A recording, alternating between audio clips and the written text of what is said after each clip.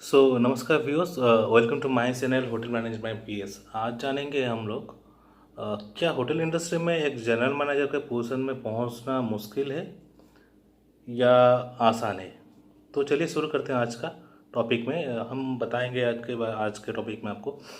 देखिए, hotel industry में ना कई सारा डिपार्टमेंट रहता है। पहले पहले हमको डिपार्टमेंट को समझ लेना चाहिए। जैसे फ्रंट ऑफिस रहता है, हाउसकीपिंग रहता है, ठीक है। वहाँ पे F&B प्रोडक्शन रहता है, F&B सर्विस डिपार्टमेंट रहता है। एंड उसको छोड़ के बहुत सारा अलग सा डिपार्टमेंट रहता है, जैसे इंजीनियरिंग डिपार्टमेंट हो गया, परचेसिंग डिपार्टमेंट हो गया, अकाउंटिंग हो गया, ठीक है। ये सारे बहुत डिपार्टमेंट रहता है। ठीक है, मैं स्पेशली बिलोंग करता हूँ F&B सर्विस के डिपार्टमेंट से। अगर आपने F&B सर्विस में कैरियर कैरियर करते हैं, फॉर एग्जांपल आज हम लेंगे F&B सर्विस के बारे में। तो F&B सर्विस में आपने मान लीजिए आपने आपका होटल मैनेजमेंट कोर्स कंप्लीट कर लिए, पहले आपने होटल में कहीं पर ज्वाइन करते हैं, तो आपको पहले का जो प्लेसमेंट मिलेगा, you can join there as a steward. Steward में होता क्या है? स्टीवर्ड का जो रहता है जॉब रिस्पॉन्सिबिलिटीज से गेस्ट को ग्रीट करना, उनको रिसीव करना, they have to offer to the guest के बैठाना, उनको मेनू कार्ड देना, उनके पास मेनू नॉलेज रहना, टेबल लेआउट करना, कटलरी क्रॉकरी को अरेंजमेंट करके प्रॉपर रखना, मिजाप्ला मिजास्लिन ये सारे रेडी करके रखना, ये सारे स्टीवर्ड लेवल का काम। तो ऐसा नहीं कि हमने 2 साल ही काम करना बोल दिया तो वहाँ पे सिर्फ 2 साल ही गुजार देना है, वक्त गुजार देना है। लेकिन नहीं, 2 साल में हमको स्टीवर्ड लेवल का, सीनियर स्टीवर्ड लेवल का जितने सारे काम है वो सारे सीख लेना है। पहले तो आप लोगों को मैं ये बताऊंगा कि आपने होटल मैनेजमेंट एक अच्छा कॉलेज से कीजिए, ठीक है, जहाँ से डिग्री का कोर्स करना आपके लिए प्रेफरेबल रहेगा। मैं हमेशा सजेस्ट करूँगा कि आप डिग्री का कोर्स ही कीजिए। और जब आपने जॉब ट्रेनिंग या इंडस्ट्रियल ट्रेनिंग में जाते हैं तो वहीं से आपने एक टारगेट बनाया कि मैं 5 स्टार होटल में ही काम करूँगा, minimum two minimum 5 star hotel में ही जाऊँगा। तो 5 स्टार होटल का जो एक्सपीरियंस रहता है ना, वो क्या है ना, सबका बाप रहता है। आपको ना किसी और का होटल में के बारे में आपको सोचना नहीं पड़ेगा। तो आपने जब देखिए, आपने जैसे प्रॉपर्टी में काम करेंगे आपका लाइफस्टाइल वैसा ही होता रहेगा। अगर आपने एक बार कंप्रोमाइजिंग करके छोटा प्रॉपर्टी में काम करना शुरू कर लेते हैं तो फिर वहाँ से आपको आगे बढ़ने के लिए, एक अच्छा प्रॉपर्टी में आने के लिए बहुत मुश्किल होता है। तो आपने अपने लाइफ में कभी कॉम्प्रोमाइजिंग करना मत सीखिए। एक टारगेट बनाइए, एक सर्टन टाइम लिमिट पे आपको वहाँ पे पहुँचना है। तो हमने बात कर रहे थे स्टीवर्ड के बारे में। तो स्टीवर्ड के लाइफ में आप सिर्फ सिर्फ और सिर्फ 2 साल काम कीजिए।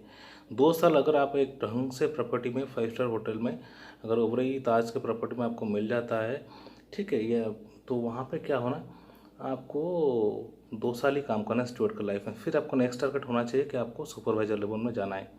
देखिए, अगर आपने एक अच्छा प्रॉपर्टी में अच्छी तरह से 2 साल स्टीवर्ड के लेवल में काम करते हैं तो आपको वही प्रॉपर्टी ज़्यादातर प्रमोट कर लेता है स्टीवर्ड से सुपरवाइजर के लेवल में। अगर ऐसा नहीं होता है तो आपको फिर दूसरा वही एक 5 स्टार प्रॉपर्टी देखिए जहाँ पे आपने अपना रिज्यूमे फॉरवर्ड कीजिए, वहाँ पे कॉन्टैक्ट में आ जाइए, आके आप वहाँ पे सुपरवाइजर लेवल में चले जाइए।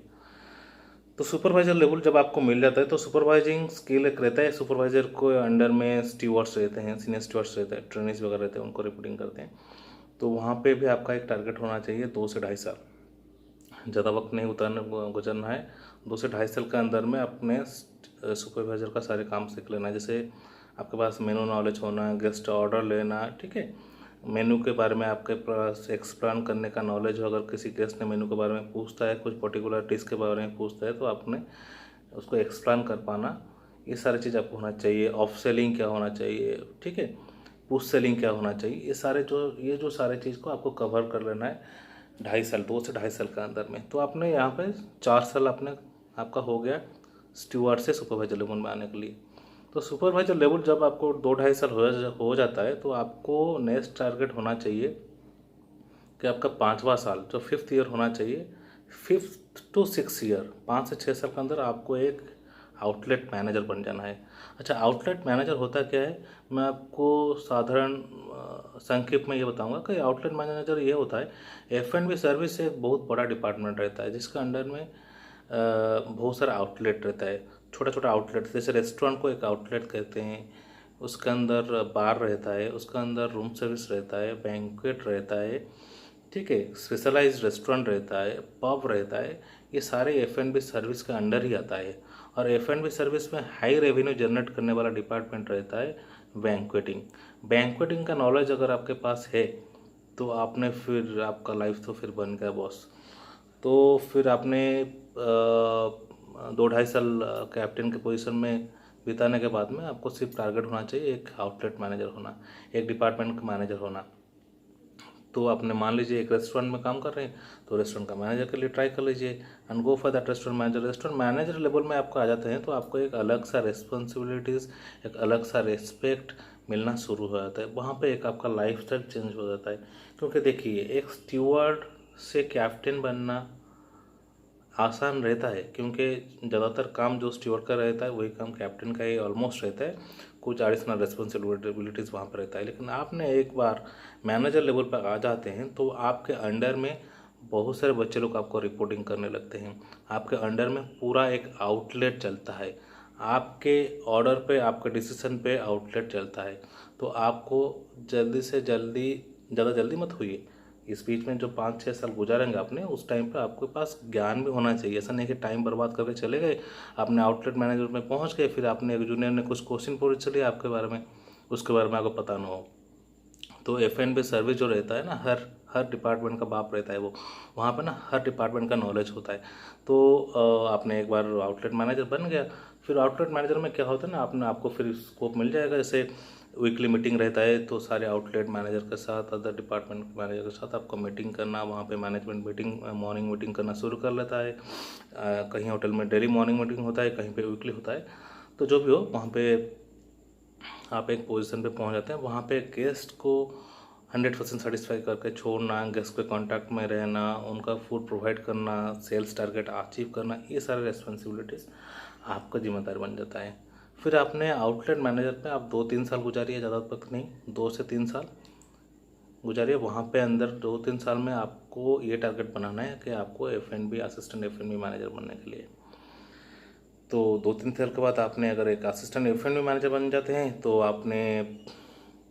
आपके अंदर सारे आउटलेट आ जाता है। जैसे मैं आपको पहले से बताया था, रेस्टोरेंट, रूम सर्विस, बैंक्वेट, ठीक है, पब, बार, डिस्कोथेक, ये सारे डिपार्टमेंट आते हैं। आपका अंडर में सारे आउटलेट आपको रिपोर्टिंग करने लगते हैं। सारे आउटलेट मैनेजर का आप बॉस बन जाते हो। तो जिसको बोलते हैं ना, F&B सर्विस का बाप बन जाते हैं आप।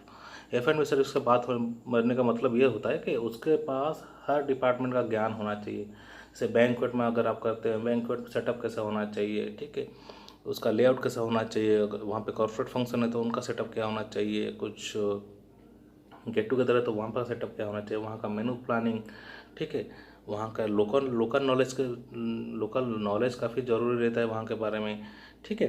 हर स्टेट का फूड का नॉलेज आपके पास होना चाहिए। आपके पास गेस्ट के साथ बैठ के आपको मेनू प्लानिंग करना पड़ता है। आपको अगर कोई हर स्टेट का, जैसे अलग अलग, कहीं पे गुजराती गेस्ट आएगा तो गुजराती मेनू प्रिपेयर करना पड़ता है, बंगाली गेस्ट रहते हैं तो बंगाली मेनू उनके लिए प्रोवाइड करना पड़ता है। स्टेट वाइज वहाँ पे मेनू का नॉलेज आपको होना चाहिए। तो एक बार असिस्टेंट मैनेजर अपने बन गए तो असिस्टेंट मैनेजर में ज़्यादातर टाइम नहीं दे, एक 1.5 साल बिताइए, फिर F&B मैनेजर का पोजीशन वो आपको ऑटोमेटिकली वहीं पे मिल जाता है। अपने F&B मैनेजर पे आपने सारे डिपार्टमेंट आपका अंडर आ गया। आपने क्या हो गया, जैसे फ्रंट ऑफिस मैनेजर रहते हैं, हाउसकीपिंग मैनेजर रहते हैं, हर डिपार्टमेंट की तरह आपने भी आपका डिपार्टमेंट का बॉस बन गए। तो आपका जो डिपार्टमेंटल मीटिंग रहता है वहाँ पे मैनेजमेंट के साथ डायरेक्ट मीटिंग रहता है। आप मैनेजमेंट के साथ डायरेक्ट बैठते हैं। होटल का प्रमोट कैसे करना है, सेल्स कैसे ग्रोथ करना है, ठीक है, कैसे गेस्ट को वहाँ पे रेगुलराइज करना है, ठीक है, ये सारी चीज़ आपका डिस्कस होता रहता है। फिर आपने अगर वहाँ पे आपने F&B मैनेजर बन गए, वहाँ से आपको थोड़ा वक्त देना पड़ेगा। आपको वहाँ से मिनिमम 3-4 साल गुजारना है। ये 3-4 साल में आपको क्या करना है, देखिए, जब आप होटल इंडस्ट्री में घुसते हैं, पहले शुरू करते हैं, तो आपका पहले ये टारगेट होना चाहिए कि आपका डिपार्टमेंट नॉलेज गेन करने के साथ साथ ही दूसरा डिपार्टमेंट के साथ आपको अच्छी तरह से कोऑर्डिनेशन रखना पड़ेगा और उसका नॉलेज आपके पास होना चाहिए। क्योंकि देखिए, अगर F&B मैनेजर से आपका नेक्स्ट पोजीशन रहता है, आपने कहीं पे रेसिडेंट मैनेजर या अपने ऑपरेशन मैनेजर, कहीं पे रेसिडेंट मैनेजर लेते हैं, कहीं पे ऑपरेशन मैनेजर लेते हैं, कहीं पे जनरल मैनेजर भी डायरेक्ट ले लेते हैं। तो आपके पास ये, अगर दूसरा डिपार्टमेंट का ज्ञान नहीं रहेगा तो आपको फिर तकलीफ होगा। तो आपने शुरू से ही दूसरा डिपार्टमेंट का नॉलेज आपके पास होना चाहिए। फ्रंट ऑफिस में क्या क्या काम होता है, उसका जॉब रेस्पॉन्सिबिलिटीज़ क्या रहता है, फिर हाउसकीपिंग का क्या जॉब रेस्पॉन्सिबिलिटी रहता है, वहाँ पे लिनेन का लेआउट क्या रहता है, ठीक है, रूम सेटअप कैसा रहता है, F&B प्रोडक्शन में क्या क्या होता है, ये सारी चीज़ आपके पास नॉलेज होना चाहिए। ये नॉलेज आपको गेन करना है जब तक आपने एक डिपार्टमेंट मैनेजर F&B मैनेजर बन जाते हैं, उसके साथ साथ ये सारे डिपार्टमेंट का नॉलेज आपको बहुत ज़रूरी है। आपने 3-4 साल वहाँ पे 4 साल मान के चलिए, 4 साल आपने F&B मैनेजर में आपको काटना है। फिर क्या, उसके बाद में आपको डायरेक्ट जंप करना है ऑपरेशन मैनेजर या जनरल मैनेजर का पोजीशन में। तो वहाँ पे जनरल मैनेजर जब आप बन जाते हैं तो वहाँ पे क्या होता है, आपने एक होटल का सर्वेसर आप बन जाते हैं। मतलब समझते हो ना आप होटल ऑपरेशन आपके ऊपर ही डिपेंड करना लगता है। आपको सारे डिपार्टमेंट इंक्लूडिंग सेल्स टीम वगैरह सारे आपको रिपोर्ट करना रहता है। आपको ना वहाँ पे प्लानिंग ये करना पड़ता है। आपका मेन टारगेट रहता है कि आपको प्रॉपर्टी का सेल्स कैसे ग्रोथ करना है। मेजर वहाँ पे देखिए, डिपार्टमेंट मैनेजर लोग अपना डिपार्टमेंट चलाते रहेंगे, उसके लिए आप जो गाइडलाइन बनाएंगे उस हिसाब से उन लोग चलाते रहेंगे। लेकिन आपका मेन टारगेट मेन मोटा होना चाहिए, कैसे आपको होटल को प्रमोट ज़्यादा किया जाए, कैसे सेल्स रेवेन्यू अचीव किया जाए। ठीक है, सेल्स टीम के साथ मिलकर आपको क्लाइंट्स के पास जाना भी पड़ता है कभी कभी। ठीक है, ये सारे काम करना पड़ता है। तो वो आपके अंडर में एक पूरा होटल हो जाता है, आप पूरा एक होटल का बॉस बन जाते हैं। तो आपको कितना टाइम लगा जनरल मैनेजर बनने के लिए? मान लीजिए सर्विस में आपने 2 साल बिताई, फिर कैप्टन पे 2 साल, फिर आपने 2-2.5 साल बिता दिए अपने आउटलेट मैनेजर में, 6-6.5 साल हो गया।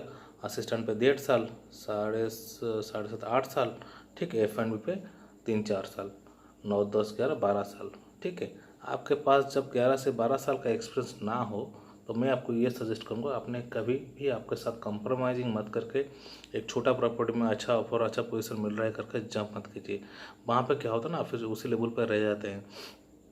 क्योंकि आप 5 स्टार प्रॉपर्टी में काम करेंगे तो आपका लाइफस्टाइल, आपका सैलरी पैकेज, ये सारे जो फैसिलिटीज़ रहता है वो छोटा प्रॉपर्टी में मिलता नहीं है। तो आपको ये सारी चीज़ क्या करना है, ये सारी चीज़ में कॉम्प्रोमाइज़िंग मत कीजिए। आप 5 स्टार लेवल पे, एक GM लेवल पे पहुंच गए तो आपका सैलरी काफ़ी अच्छा रहता है। वहाँ पर अपने लाखों में सैलरी कमा सकते हैं, पता है। तो आपको क्या करना है, पूरे मेहनत से, पूरे लगन से, अगर आपने 10-12 साल एक प्रोफेशनल कोर्स में आप देते हैं। देखिए, होटल इंडस्ट्री एक ऐसा इंडस्ट्री है, कभी किसी को भूखा सोने नहीं देता है। हाँ, वहाँ पे पहुँचना मुश्किल है। हर चीज़ के पास एक लगन होना चाहिए, एक तरीका होना चाहिए, एक सिस्टम होना चाहिए, एक प्लान होना चाहिए। अगर आप सही तरीके से एक सिस्टम से, एक प्लानिंग से अगर आपने एक कैरियर बनाना चाहते हैं तो मैं तो आपको ये ज़रूर सजेस्ट करूँगा कि होटल इंडस्ट्री में एक जनरल मैनेजर बनना मुश्किल भी है, अगर आप चाहोगे तो मुश्किल भी नहीं है। तो आप खुद के अंदर एक जुनून पैदा कीजिए, खुद के अंदर एक टारगेट बनाइए एक लेवल पर पहुंचने के लिए। तो आप ज़्यादा से ज़्यादा 12-13 साल में एक होटल का जनरल मैनेजर बनना कोई बड़ी बात नहीं है।